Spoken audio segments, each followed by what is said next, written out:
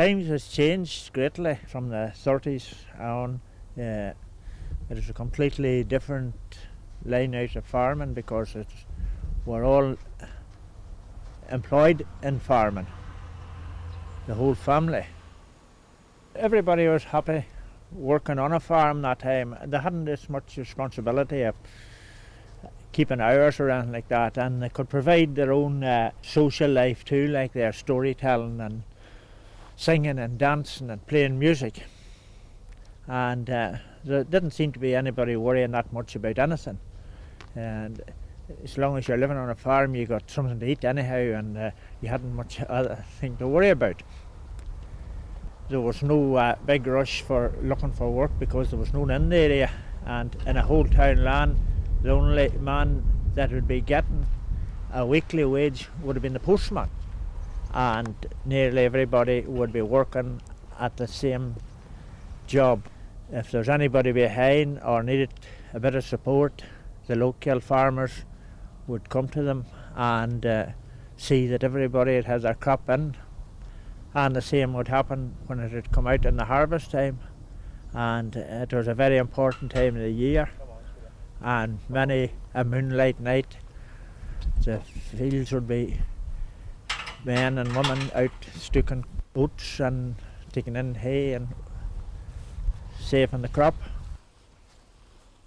We have lost all the horses now. There's no horses in the country. There's plenty of tractors, and the tractors is getting bigger and more powerful, but they're doing less work with them. Most of the big tractors is used for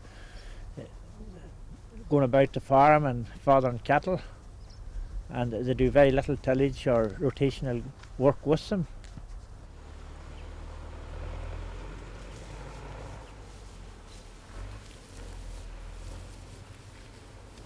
This is what they call swing plough.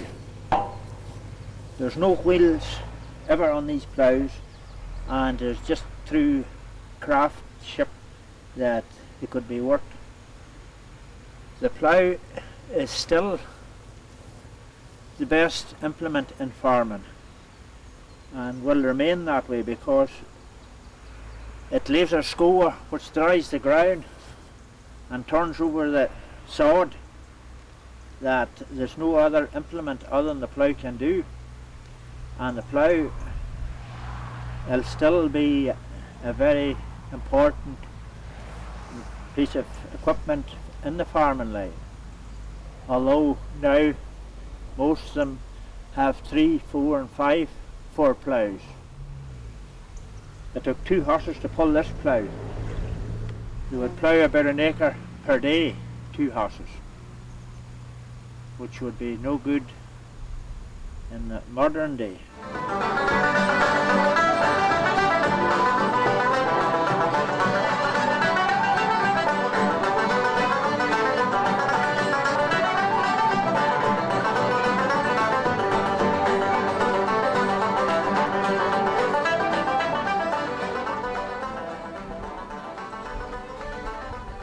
At 94 years of age, Pete Fox has many memories of Uncregan.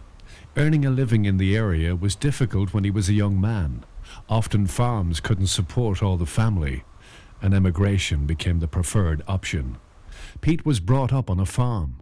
He had heard there was farming work available in Canada and made the decision to go there. But it seems he just wasn't meant to leave Uncregan. You got Canada for, I got £3 now. You know, there's farming there in Canada. Well, no, that's, I never had any other job, like, you know. And, well, that's a good many years ago. That's when I was younger. You know, I cycled to Belfast. You know, I stayed in Belfast for a week. I tried to get on the plane, you know. And then I didn't. I had to leave then. So I had to go back then. Cycled on then to Dublin. Chance to get to work there.